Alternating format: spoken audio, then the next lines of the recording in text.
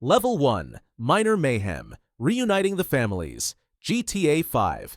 The first level of chaos begins not with explosions or destruction, but with a perfect storm of tension and betrayal. The mission Reuniting the Families in GTA 5. This mission starts with Michael DeSanta attempting to reconcile with his old partners, Trevor Phillips and Franklin Clinton, after years of lies and resentment. The goal is simple: meet at a hotel for a quiet business discussion with the FIB. But as in every GTA mission that looks too calm to be true, everything collapses in seconds. The meeting turns into an ambush. Armed agents storm the building, gunfire erupts across multiple floors, and the player is trapped in a close-quarters firefight that spills into a chaotic rooftop extraction. The sudden shift from calm dialogue to full-scale shootout sets the tone for the rest of GTA 5's story, a world where loyalty is fragile and trust always ends in bullets. What makes this mission especially chaotic is how it blends cinematic storytelling with unpredictable combat. You control Michael while Trevor and Franklin provide cover, switching between characters in the heat of the fight. It's one of the earliest missions in the game to showcase GTA 5's multi-character system at its most intense, forcing you to manage chaos from 3 perspectives at once. Helicopters crash, SWAT teams flood the hallways, and the tension never stops building. It's not the most explosive mission in the series, but it marks the beginning of organized chaos, a turning point where every alliance in GTA 5 begins to crumble. This mission is the definition of controlled mayhem, a level where the chaos is just starting to rise, and the player realizes that every reunion in GTA ends with a gunfight. Level 2. Street-level chaos. Wrong side of the tracks. GTA San Andreas. The second level of chaos takes us back to the streets of Los Santos, where one mission turned frustration into legend. Wrong side of the tracks from GTA San Andreas. On paper, it sounds simple. Follow a moving train on a dirt bike with big smoke and take out a group of Vagos gang members riding on top of it. But anyone who's ever played this mission knows how quickly it spirals into chaos. You're tasked with driving alongside the train while Smoke handles the shooting. The problem? Smoke's aim is notoriously terrible. He misses nearly every shot while constantly shouting the now iconic line, "All we had to do was follow the damn train, CJ." The player is forced to balance speed, precision, and positioning, all while dodging obstacles, train cars, and enemy gunfire. A single mistake means restarting the mission from the beginning, listening to Big Smoke complain all over again. What makes this mission so infamous isn't just its difficulty, but its psychological chaos. You're not fighting dozens of enemies or facing explosions, you're fighting the game's mechanics, the terrain, and your own patience. Every GTA fan remembers it because it captures something essential about the series: the illusion of control. You're technically in charge, but chaos always finds a way to win. Wrong Side of the Tracks has become more than just a mission. It's a cultural moment in gaming history. It represents the frustration, humor, and madness that define San Andreas. At this level, chaos isn't loud. It's persistent. It wears you down, test after test, until you finally succeed. Or rage quit. Level 3. Urban Warfare. Three Leaf Clover. GTA 4. The third level of chaos moves us from the sunny streets of Los Santos to the grim, rain-soaked boroughs of Liberty City. This is Three Leaf Clover from GTA 4, a mission so intense and cinematic it redefined how Rockstar designed heists forever. The setup is simple but deadly. Nico Bellic teams up with Packy McCreary and his brothers for a major bank robbery in Algonquin. The goal? Walk into the Bank of Liberty, grab the cash, and make it out alive. But the moment the crew steps through those marble doors, everything unravels. Within seconds, alarms blare, police flood the streets, and the escape plan collapses into pure chaos. The mission transforms into an urban war zone, forcing you to fight through waves of SWAT teams, armored trucks, and helicopters. The gunfights stretch from city blocks to subway tunnels, with constant explosions echoing through the streets. What makes Three Leaf Clover legendary isn't just its difficulty, it's how real it feels. Every bullet hits hard. Every step forward feels earned. There's no superheroism here, just survival. The crew yells orders over gunfire, civilians scream, and Nico's calm determination turns into desperation as the police close in. It's a mission that turned chaos into cinema. Rockstar later called it the direct inspiration for GTA 5's heists, proving how one robbery could reshape an entire franchise. By the time you finally escape through the tunnels and lose the cops, the city feels like it's still burning behind you. Three Leaf Clover isn't just urban warfare, it's the perfect storm of tension,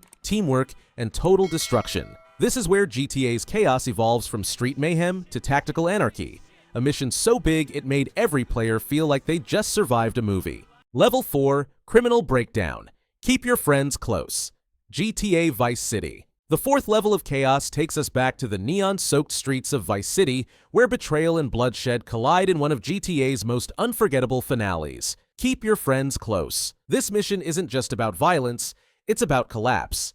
It's the moment when Tommy Vercetti's empire, built through manipulation, fear, and loyalty, begins to crumble from within. The setup is deceptively calm. Tommy is in his mansion, counting money, surrounded by his closest allies. But then, everything falls apart. Sonny Forelli, Tommy's former boss, finally arrives from Liberty City to collect his cut. When Tommy refuses to hand it over, the confrontation erupts into full-scale war inside the Vercetti estate. What follows is pure mayhem. Gunfire echoes through the marble halls, bodyguards flood the mansion, and the tension rises as Lance Vance, Tommy's supposed right-hand man, betrays him mid-battle. Now, Tommy isn't just defending his empire, he's fighting everyone he ever trusted. Armed with M4s and shotguns, enemies pour in from every direction. You're pinned down between the front entrance and the stairwells, forced to hold your ground while protecting your stash of drug money and keeping yourself alive. The chaos of Keep Your Friends Close isn't about explosions or tanks, it's about betrayal. It's emotional destruction disguised as action. Every wave of enemies feels like another piece of Tommy's world collapsing. By the time the mansion finally goes quiet, Tommy has killed Sonny Forelli and Lance Vance, two men who once defined his past and future. He wins, but he's left with nothing but power and isolation. The mission's title says it all. Keep your friends close and your enemies closer. But in Vice City, even your friends can turn into enemies when the money piles high enough. This level marks the halfway point, where chaos stops being external and becomes personal. The enemy isn't the cops or rival gangs anymore, it's your own empire turning against you. Level 5, Pure Anarchy. Minor Turbulence. GTA 5. The fifth level of chaos belongs to one man, Trevor Phillips. No one in the Grand Theft Auto universe embodies chaos like he does,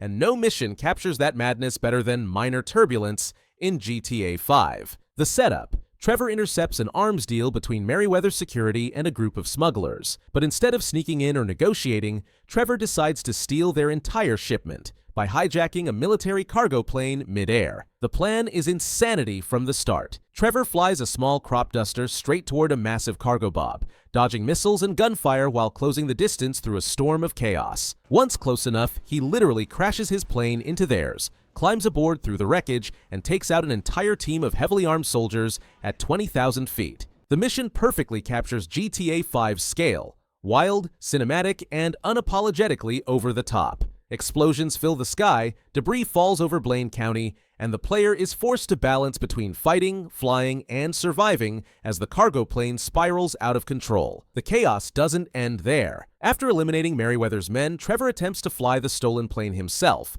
only for military jets to intercept him. What follows is a desperate escape sequence that ends with Trevor ejecting over the desert, parachuting to safety as the plane crashes in a fiery explosion behind him. Minor Turbulence represents raw, unpredictable chaos, the kind that doesn't need strategy or logic. It's Trevor's personality turned into gameplay, reckless, unstoppable, and larger than life. This is the level where chaos stops being a consequence and becomes an art form. Trevor doesn't react to madness, he creates it. Level 6, Citywide Destruction, End of the Line. GTA San Andreas. At the 6th level of chaos, Grand Theft Auto, San Andreas delivers one of the most explosive finales in the franchise. End of the Line. It's not just a mission, it's a war.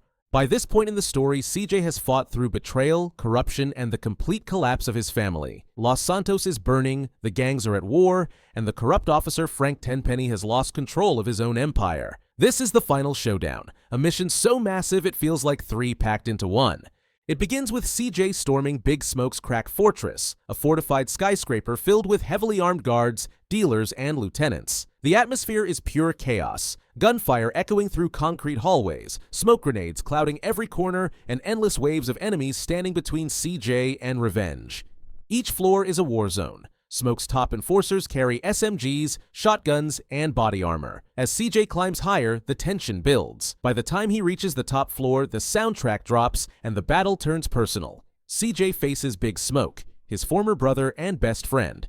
The gunfight that follows is emotional and brutal. ending with one of the most haunting death scenes in GTA history. But it doesn't end there. As CJ escapes the burning building, Tenpenny steals a fire truck, turning the city streets into a cinematic chase sequence. You're behind the wheel with Sweet, racing through collapsing highways, explosions, and police blockades, while the entire city falls apart around you. This mission defines chaos on a citywide scale: a collapsing criminal empire, a corrupt government on fire, and two brothers fighting to survive. End of the line is the moment San Andreas proves that chaos isn't random. It's the natural ending of every GTA story. Betrayal leads to war. Greed leads to fire. And no matter how high you climb, every empire eventually burns. Level 7. Ultimate Chaos.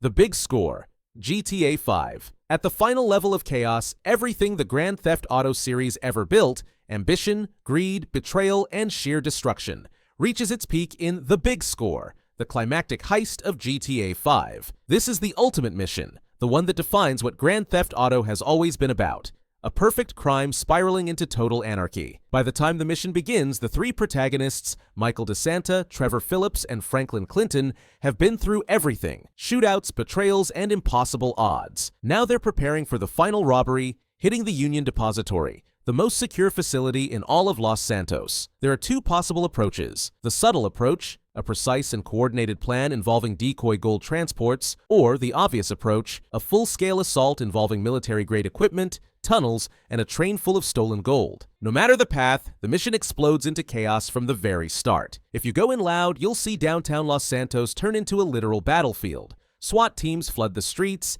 helicopters swarm overhead, and police block every escape route. The crew fights through endless gunfire and collapsing streets, surrounded by explosions and debris. If you choose the subtle route, the tension is slower but just as dangerous. Every second feels fragile. One mistake, and the operation collapses into bloodshed. And of course, in classic GTA fashion, something always goes wrong. The scale of The Big Score is unmatched. It combines GTA 4's gritty realism, Vice City's flamboyance, and San Andreas' chaos, all in one mission. The player has to manage multiple characters, control getaways, and hold off the entire law enforcement of Los Santos. By the time it's over, you've pulled off the largest heist in GTA history. But the chaos doesn't stop there. The gold is gone, the alliances are strained, and Franklin is left with one impossible choice that will decide the fate of the entire trio. The Big Score is more than just a mission. It's the final evolution of chaos in GTA. It's what happens when ambition has no limit, when loyalty finally breaks, and when power becomes more destructive than any bullet. This is chaos perfected, planned, executed, and unstoppable. Across decades of Grand Theft Auto, chaos has always been the heart of the story. From small-time street jobs to global heists, every mission reminds us that no plan ever goes perfectly, and no empire stands forever. At each level, from the frustration of wrong side of the tracks to the destruction of the Big Score, shows a different face of chaos: human, emotional, or explosive. You've seen how chaos defined GTA's greatest missions. Now, see who caused it. Click here to watch every major gang in GTA 5, explained in detail, and uncover the power behind the madness.